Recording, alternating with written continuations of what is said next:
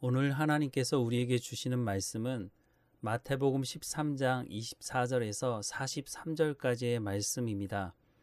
함께 읽겠습니다.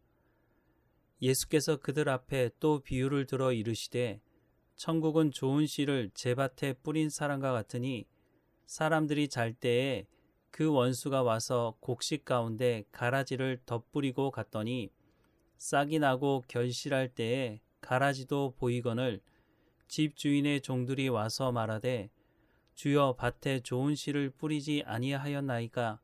그런데 가라지가 어디서 생겼나이까?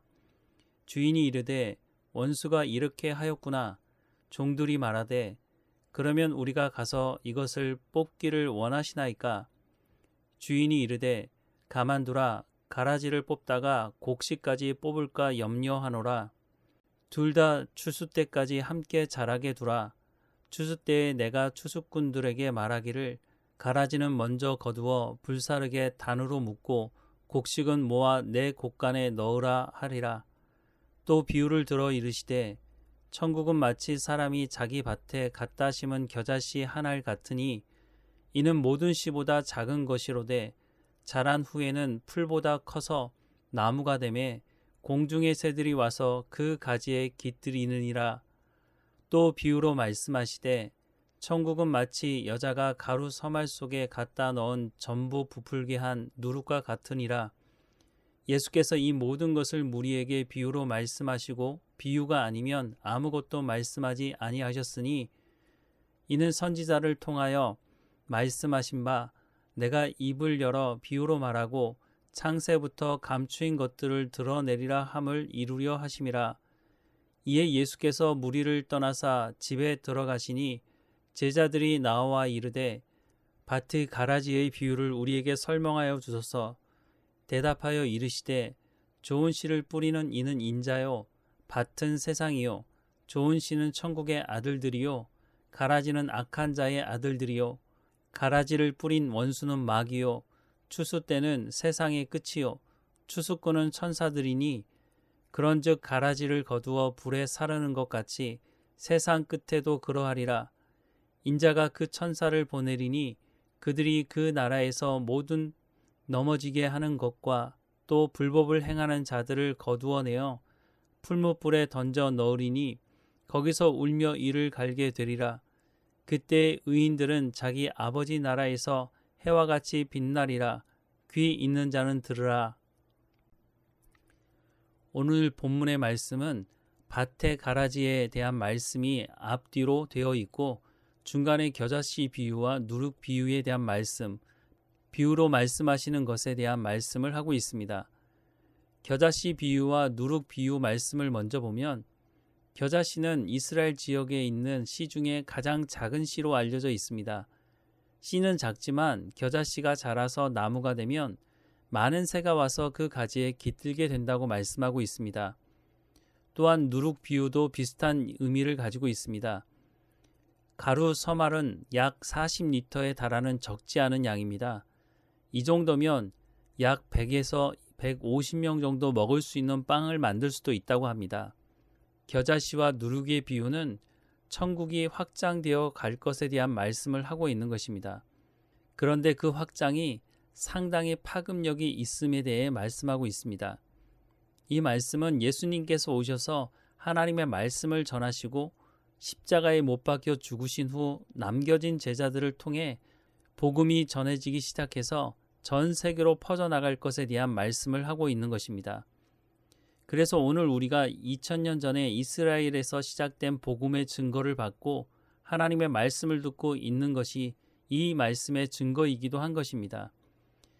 이렇게 하나님의 나라가 확장될 것을 말씀하신 뒤에 좋은 씨로 자라는 곡식과 가라지에 대한 말씀을 하고 있습니다. 첫 시작의 상황은 이렇게 설명하고 있습니다. 24절에서 30절까지의 말씀을 먼저 보면 예수께서 그들 앞에 또 비유를 들어 이르시되 천국은 좋은 씨를 제 밭에 뿌린 사람과 같으니 사람들이 잘 때에 그 원수가 와서 곡식 가운데 가라지를 덧뿌리고 갔더니 싹이 나고 결실할 때에 가라지도 보이거늘 집주인의 종들이 와서 말하되 주여 밭에 좋은 씨를 뿌리지 아니하였나이까? 그런데 가라지가 어디서 생겼나이까? 주인이 이르되 원수가 이렇게 하였구나. 종들이 말하되 그러면 우리가 가서 이것을 뽑기를 원하시나이까? 주인이 이르되 가만두라. 가지를 뽑다가 곡식까지 뽑을까 염려하노라. 둘 다 추수 때까지 함께 자라게 두라. 추수 때에 내가 추수꾼들에게 말하기를 가라지는 먼저 거두어 불사르게 단으로 묶고 곡식은 모아 내 곡간에 넣으라 하리라. 그리고 오늘 본문 후반부에는 이 비유에 대한 설명을 해주시고 있습니다. 36절에서 43절입니다. 이에 예수께서 무리를 떠나사 집에 들어가시니 제자들이 나와 이르되 밭의 가라지의 비유를 우리에게 설명하여 주소서.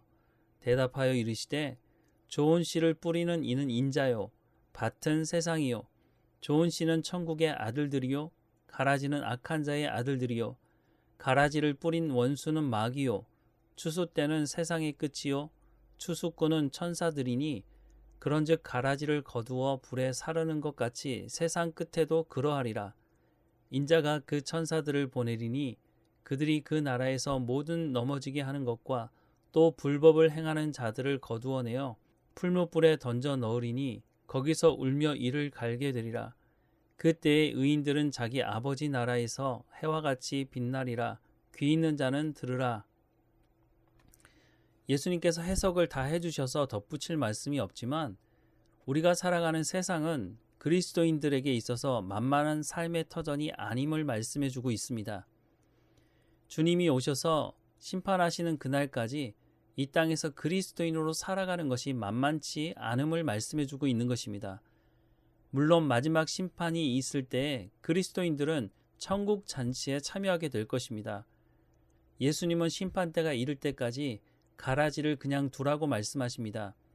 실제 이스라엘에서 농사하는 것을 보면 가라지의 뿌리가 좋은 곡식의 뿌리와 엉켜 있어서 가라지를 뽑으려고 하다간 좋은 곡식도 피해가 가기 때문에 예수님은 그냥 두라고 말씀하십니다. 또한 어쩌면 가라지로 인해 좋은 곡식이 더 좋은 열매를 맺을 수 있도록 하기 위함이기도 합니다. 우리가 고난을 통해 더욱 하나님께 나아가며 성숙해지는 원리이기도 할 것입니다. 사탄은 수단과 방법을 가리지 않고 그리스도인들의 믿음을 흔들어 놓으려고 하지만 가라지가 아무리 크게 자라고 좋은 곡식의 영양분을 빼앗는다고 해도 좋은 곡식이 가라지로 변하지는 않습니다. 열매를 조금 덜 맺을 수는 있겠지만 추수 때 불에 태워지는 것은 가라지이지 좋은 곡식은 열매를 많이 맺든 많이 맺지 않든 창고에 거두어 드리게 되는 것입니다. 예수님은 앞서 좋은 땅에서 100배 혹은 60배 혹은 30배의 결실이 있을 것을 말씀하셨습니다. 모두가 다 100배를 맺어야 한다고 말씀하는 것은 아닙니다. 상황에 따라 30배의 결실을 맺을 수도 있다는 것을 말씀하고 있습니다. 중요한 것은 좋은 곡식으로 열매가 맺느냐 아니면 좋은 곡식보다 키도 훨씬 크지만 좋은 열매가 없는 가라지가 되어 불에 태워지느냐 하는 것입니다.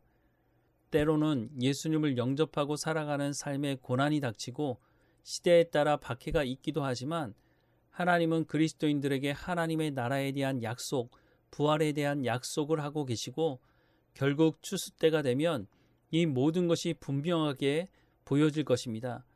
초대교회 성도들이 이 약속의 말씀을 믿었기 때문에 로마의 고문과 생명의 위협 속에서도 믿음을 잃지 않았던 것입니다. 더 나아가 로마가 예수 그리스도 앞에 무릎을 꿇게 된 것도 이런 이유가 있는 것입니다. 마태복음 13장 23절 말씀을 다시 보면 좋은 땅에 뿌려졌다는 것은 말씀을 듣고 깨닫는 자니 결실하여 어떤 것은 100배, 어떤 것은 60배, 어떤 것은 30배가 되느니라 라고 말씀하고 있습니다. 사람들의 관심은 몇 배의 열매를 맺느냐에 있지만 우리가 정말 관심을 가져야 하는 것은 하나님의 말씀을 듣고 깨닫고 그 말씀을 따라 순종하며 살아가는 삶인 것입니다. 몇 배의 열매를 맺는 것은 나중에 결과일 뿐입니다.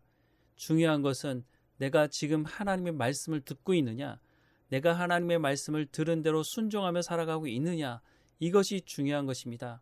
그렇다면 성령의 인도하심을 따라 살아간다면 그 열매를 맺게 하시는 분은 성령님이십니다. 반드시 우리의 삶 가운데 열매가 맺어지도록 하실 것입니다.